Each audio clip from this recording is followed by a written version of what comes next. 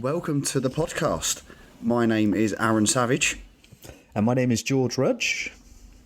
And welcome to episode 4. Today we are going to be talking about Memento Mori. So, bit of a deep concept, quite a big one in Stoicism. As if you know about Stoicism anyway, you will probably know that. But today, starting off with our quote of the day, as we have done in recent episodes. This is from Marcus Aurelius, once again out of Meditations, where he writes, "You could leave life right now. Let that determine what you do and say and think." Now, George, tell me your thoughts. How do you take that quote? What does it mean to you? What do you understand from it? Marcus Aurelius. Meditations is fantastic, isn't it, mate? It is the book. There's going to be... We both love Meditations. There's going to be loads coming out of that over the next episodes. But what does it mean to me? I like it. I think it's probably one of, like you say, it's like probably a key pillar in Stoicism.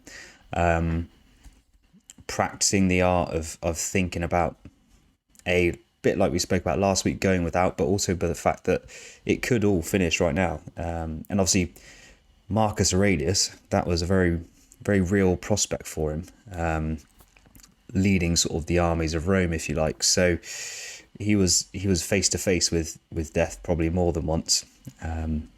So hearing that from a man who actually is yeah.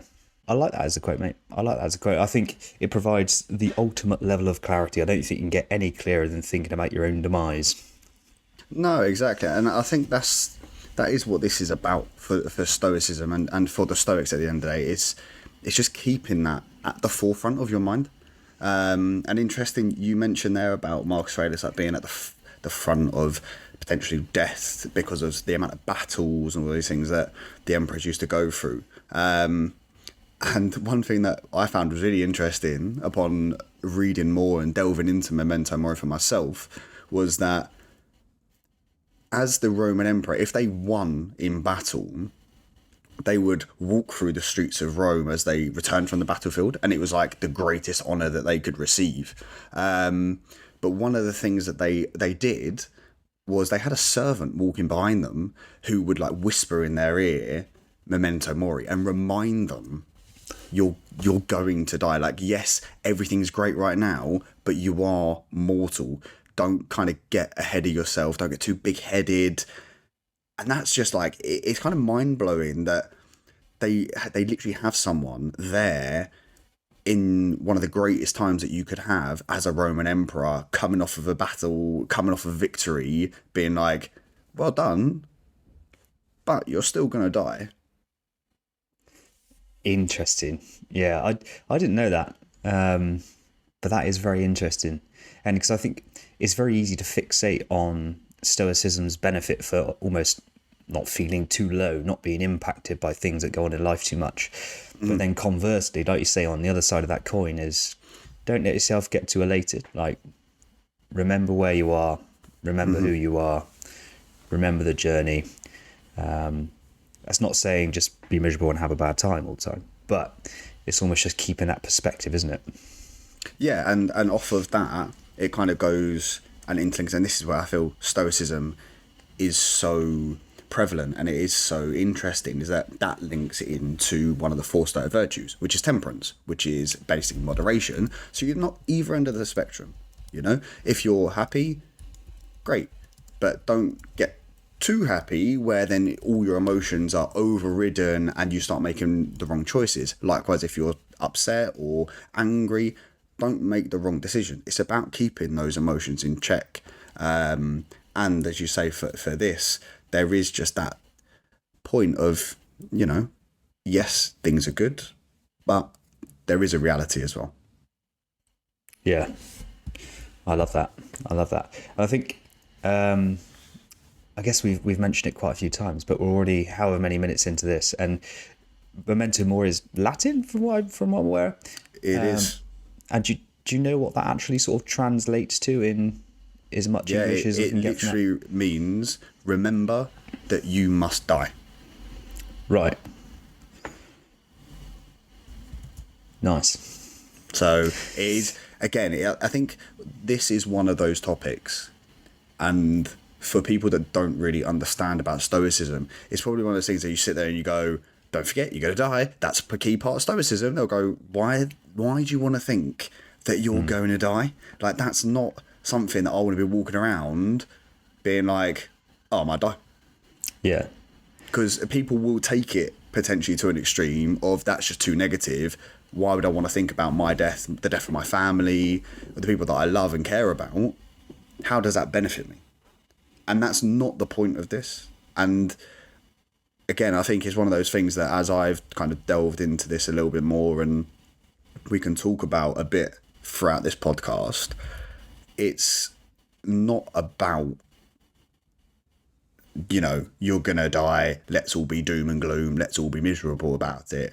It's supposed to be, listen, slow down, enjoy what you have got, enjoy the time that you're here. Marcus Aurelius even says, like, when you tuck your child into bed at night, say to yourself, they may not make it till morning. And again, it sounds depressing, it sounds horrible. Like, why would you want to think about losing your child or something like that? But the point is, you have them now. Appreciate that you have them now. Make the most of the time that you have with them. If they come in when you're busy, don't get angry, don't shut them off, don't have a go at them because they're trying to be your child. Like, actually enjoy that moment, because it's not going to last forever. And it could just get taken away in a split second. And that's kind of what it really means. It is just that. Live in the moment, appreciate what you have, but remember, it could all go. So whilst you've got it, be grateful of that. Enjoy that. Yeah, so I interesting what you say around other people as well. So not even just yourself, but actually thinking of, I guess, the other things in your life, a little bit like we touched on last week, and the other people in your life, that there's no guarantees. There is zero guarantees to waking up in the morning. I mean, you've got a fairly high hit rate so far of waking up in the morning or afternoon, but you never know. It could be your day. Your ticket could come up. Exactly that. And I think that kind of leads on to another, I guess, point that Seneca says, which is, he said, if you awake in the morning, that is a bonus. And it's about realizing how lucky you are to be awake. So do what matters to you. Be around the people you care about. If you're doing work, do work, but make sure it's work that you actually care about. Make sure it's work that means something to you. Don't waste your life, because it can all be gone in a second. And we don't know when that's going to happen at all. So let's make the most of what we've got now. And if you do wake up in the morning, great. Approach the day like it could be your last day. You know, like, do what you need to do. Do what's important. Yeah, absolutely. And that's very, all right, it might be on the same theme, but very, very far from the YOLO aspect of you only live once, so do as you please. It's about sort of doing the things that are of higher purpose, if you like, and the things that really matter to you. Not just going out and getting bladdered or something. But and I think, sort of linking back to what we said at the beginning, it provides that ultimate level of clarity. Like, if you can really, really sit down and get yourself genuinely in the mindset where you're considering your own mortality to the extent where it could finish tomorrow. Like, not from a very high level, but really get into the granular of what that would be like, feel like, for the people in your life, what you've done. Are you happy with what you've done? Are you happy with what you've achieved? Are there still things out there that you want to go after? And if you can really put yourself in that mindset, I think that is incredibly insightful from just getting into the depths of where you are, what you want to be. I mean, you often see that people, after they've had these sort of near-death experiences, have dramatic transformations in their lives. And I think that's probably the ultimate sort of depiction of this in action, isn't it? I think not from a stoic perspective necessarily, but just from a, like, wow, this could end. I came close, I could come close again. I think it just yeah, it's powerful. But I think it's something you have to work on, isn't it? I think it's something you have to practice, as with many of these things that we'd sort of speak about. It's having that in the back of your mind and almost touching on it daily if you can, just to bring yourself back into alignment. Yeah, definitely. I think that there is something that Shakespeare said. I can't remember the exact quote, but he said something along the lines of like he imagines and he practices that it could all be gone 3 times a day. And like, Right. no one's saying like that's a bit much. In all fairness, in my opinion, that's a bit overkill. But even as you say, once a day, just kind of remembering this is fragile. What we have now is fragile. It could go. So are you doing what matters? Are you doing what's important? Are you spending the time with the people that you love and that you want to spend your time with? Because if it does all go, you're not going to have that again. You know? But in terms of Memento Mori, before we started having this conversation, how did you kind of think about it, if at all, or what kind of understandings did you have of it that we can maybe dig into and look to learn a little bit more on and all that type of stuff? So before this, to be honest, Memento Mori itself, like the actual saying, probably hasn't featured a great deal in sort of my own meditations or learning or anything on Stoicism. But I have, like as we sort of alluded to, like this is one of the key sort of foundations of Stoicism. So it's definitely been within my learning, if you like, and within the reading that I've done, there's been this constant theme of remember. Have it in the back of your mind. Align this with where you want to go and what you want to be. So the actual saying, no, but the actual principle is definitely played a part. I know we've had quite a few quotes already, but just one more for sort of reference, purely because I think it's something a little bit outside of the Stoic remit that people might be able to relate to a little bit more, was just from Steve Jobs. And now he sort of famously quoted as saying, "I've looked in the mirror every morning and asked myself, if today were the last day of my life, would I want to do what I'm about to do today? And whenever the answer has been no, for too many days in a row, I know I need to change something." I love that. I love that. Because as you say, it's bringing a modern, not twist, but just element to this whole concept.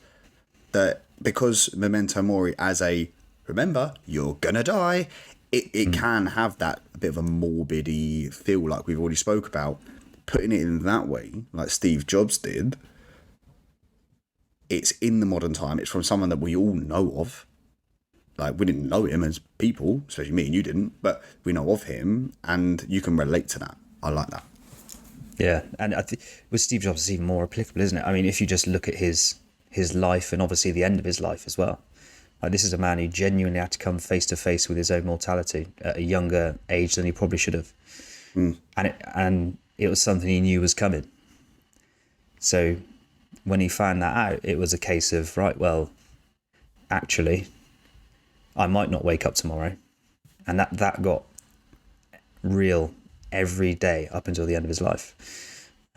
So yeah, I think it is a nice little synopsis, that one, isn't it? And I think it just shows that, all right, these principles are, I mean, Marcus Aurelius, when was that written?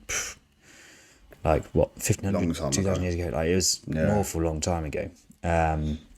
Could be wildly out on dates there, and someone could be tearing us a new one in the comments, but please feel free. Don't hold us to any dates that we may mention. We are not historians, and we don't really have a clue. Absolutely not. We're taking lessons, not dates. But it just shows that these principles have largely remained unchanged, and they are applicable and they are usable in the modern day. And this might be earing into the side of sort of tips and tricks, but it's almost coming up with that quote, like what that quote is to you. Yes, Steve Jobs was asking himself if is what he wanted to do every day, but you could value relationships a little bit higher, and that's maybe your top priority. So are the people you're going to meet today and speak to today, and the people you want in your life. And anything along those lines. I think it's coming up with what means the most to you, because then I think that's what gets you the most invested in it, if you like. Yeah, I really like that, mate, and I think it kind of links into what Seneca said, where he kind of basically says, "Don't think of death." This is an exact quote either, but don't think of death as something that's going to happen at some point in the future. Death is happening right now, and instead of us sitting here thinking, "Well, I'm 28 years old. I'm hopefully not going to die until I'm, let's say, 80." If we look at like actuarial tables and all that type of stuff, it's probably about 80. Okay, I've still got a long time left. Actually think of it that you've died 28 years of my life now, that everything that I've lived so far, that's gone. It belongs to death. That's another thing that he says, like, the time that you've had belongs to death already. It's not that death is coming, it's what you've had is already belonging to death. So Nice. it reshapes that, oh, it's coming at some point in the future. I don't need to worry about it right now. But what if you did? What if you did? Everyone always sits there, and I think another kind of cool spin that we could put on it now potentially is everyone sits there and goes, oh, well, I want to retire when I'm 65 and then I'm going to travel. Then I'm going to do everything I want to do in my life. I'm going to work now. I'm going to do the 9 to 5 to earn the money, to get the house, to get the car and all that stuff now. But I'm actually going to start going on holiday later on. I'm going to start living my dream life when I retire. Well, you might not get there. Yeah. No better waste of a pension than that. Exactly. You might not get to 65 to be able to retire. Live your life now. And I think that's what they're trying to say, like the Stoics, is live how you want to live now.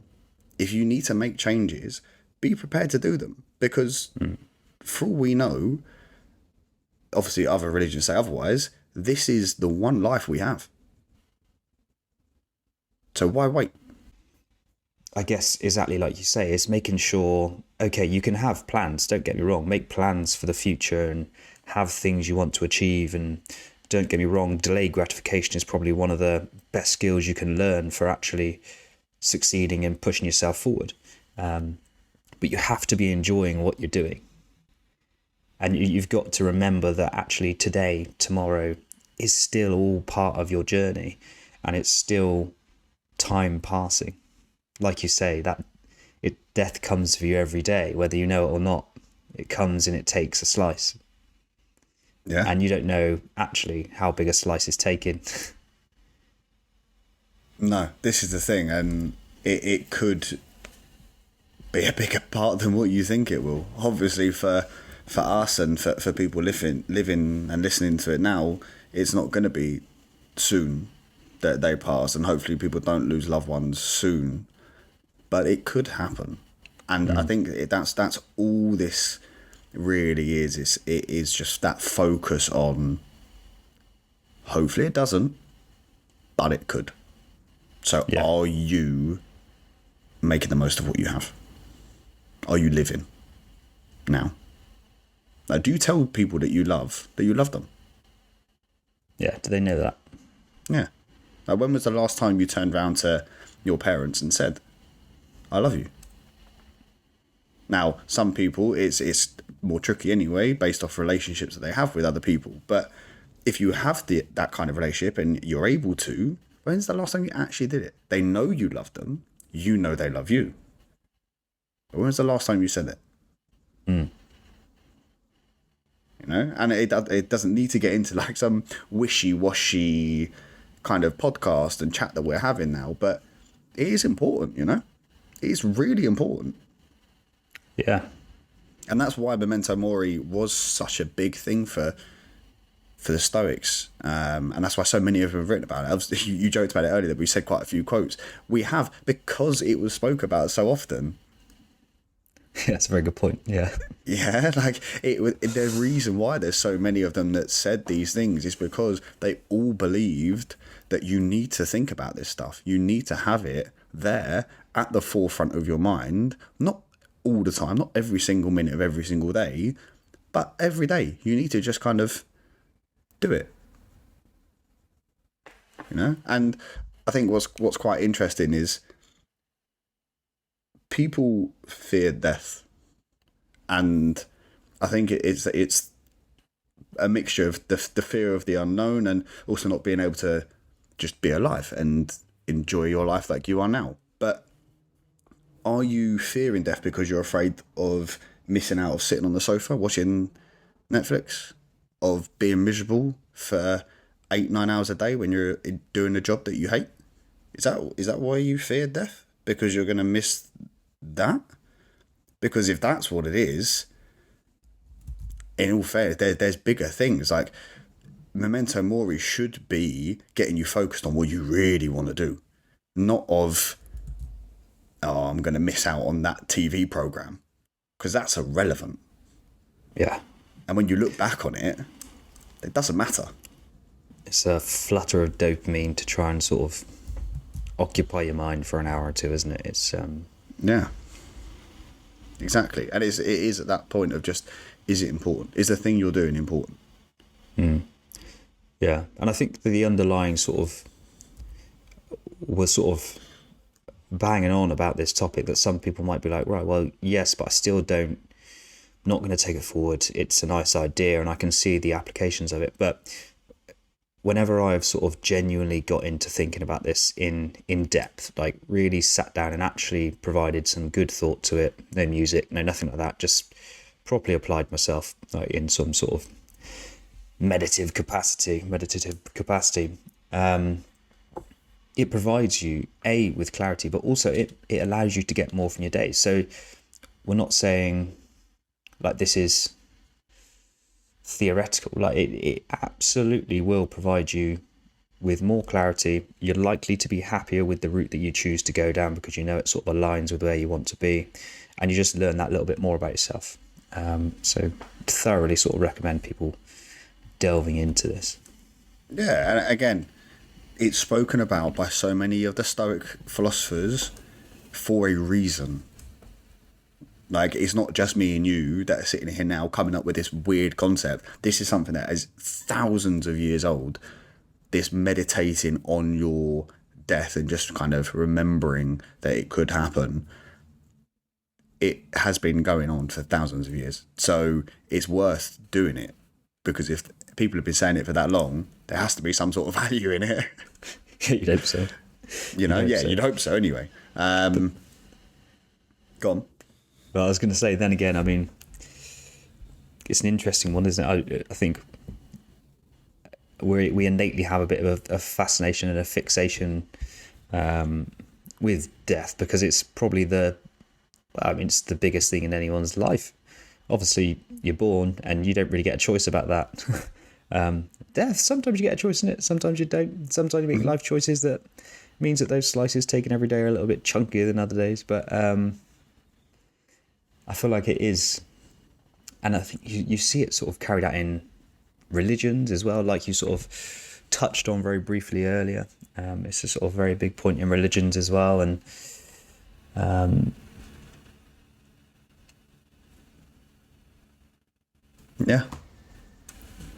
Yeah, I know. It's touched on through many different areas. But like, even for us right now, we are recording a podcast talking about Stoicism. Every second, every minute we've been on this podcast, a chunk of our life has gone.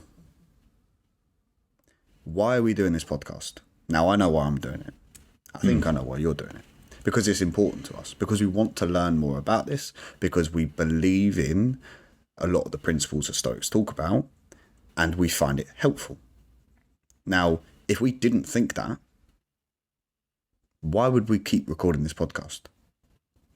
Yeah, exactly that. I've actually had the same thought whilst we've been recording this. There we go. See, great minds. So, yeah, I think you're absolutely bang on, and I think it is valuable, and that's why we're both doing it. And I guess if you're sat there and what you're effectively asking me is it worth the trade-off in time? Yeah, Phew. Thank God you said yes. But like, is it genuinely worth the trade-off? Like, am I happy that I'm spending this hour or whatever it may be today, obviously speaking to a good friend about topics that we both enjoy? Yeah, absolutely. Like, there's a huge amount of fulfillment that comes from that. Hopefully we give people a bit of enjoyment from that, and hopefully they think it's time well spent listening to it as well.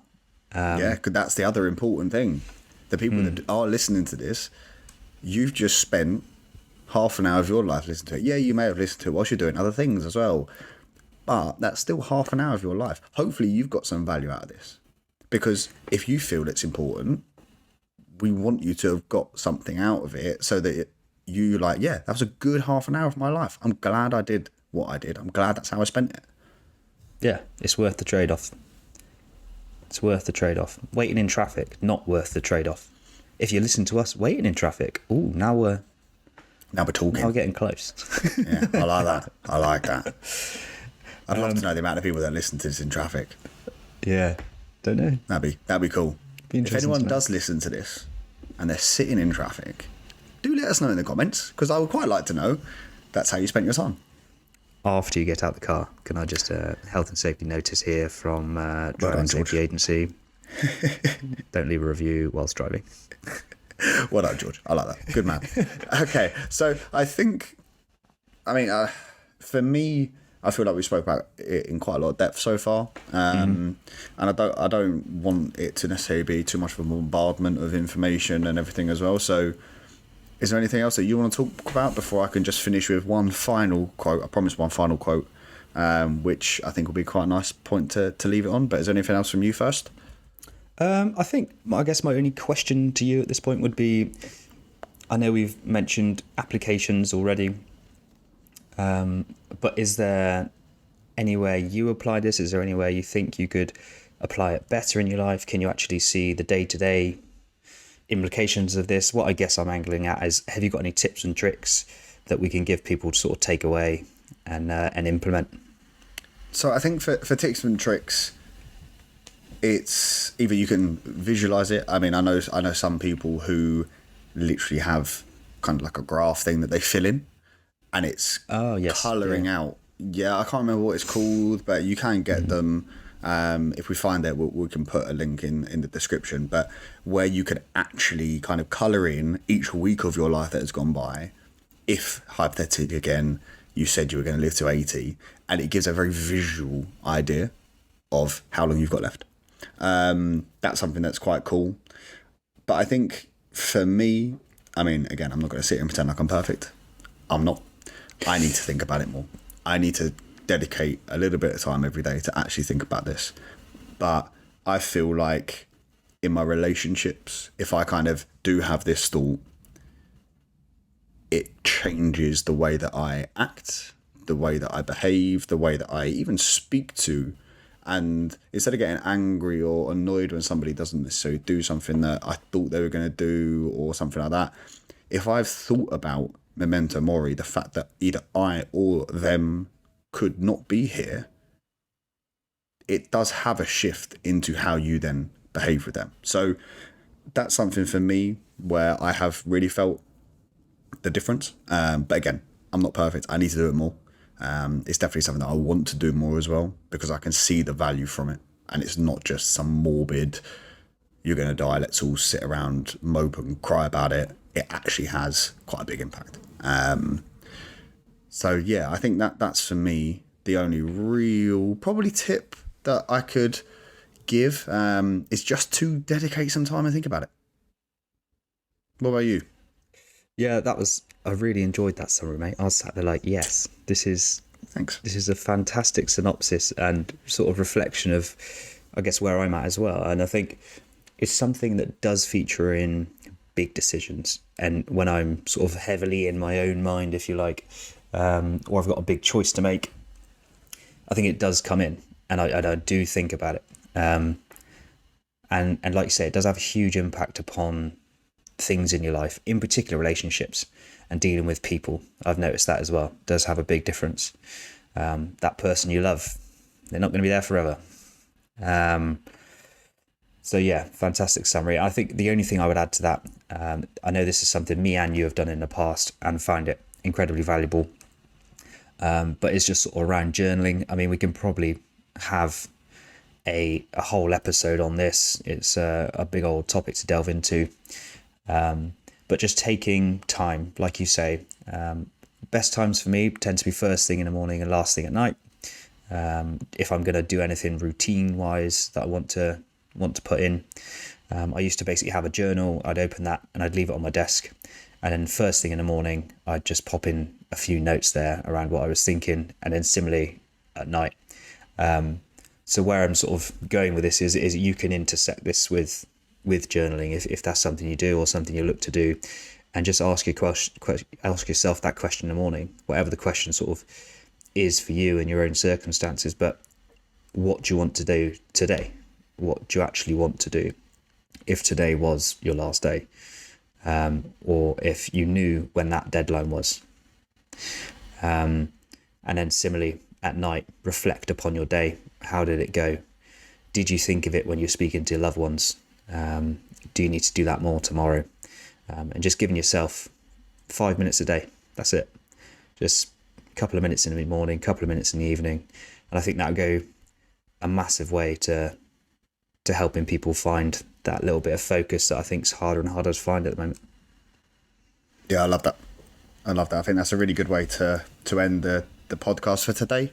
As I said, there is just one final quote that I want to leave people with, which for me, it kind of hit really hard when I listened to it. So maybe it might do the same for you. I don't know if you've heard it before, but I'm ready. It's from Seneca, big dog Seneca. And it goes, "It isn't the time we have that is short. It's just that we waste so much of our time." Yeah. Big quote to finish on. One to ponder. Yeah. Let you think about that. We'll let our listeners think about that. But for now, I think that's everything for today. So thank you for listening, guys. We will see you next week for another show. Anything that we have mentioned, we'll pop in the description below. But we'll see you guys again next time. Yeah, thanks for listening, guys. And if you give this a like, leave a comment or a review, whatever you can on sort of the platform you're listening to, that'd be amazing. Obviously, we love sitting down and doing these on a weekly basis. But if you enjoy them too, it would be fantastic to know that, to know if anyone else is getting good value from it. And that will obviously just help it reach more people. So if you do that, that'd be fantastic. If not, have a great week, and we shall see you next week. Excellent. See you next week, guys.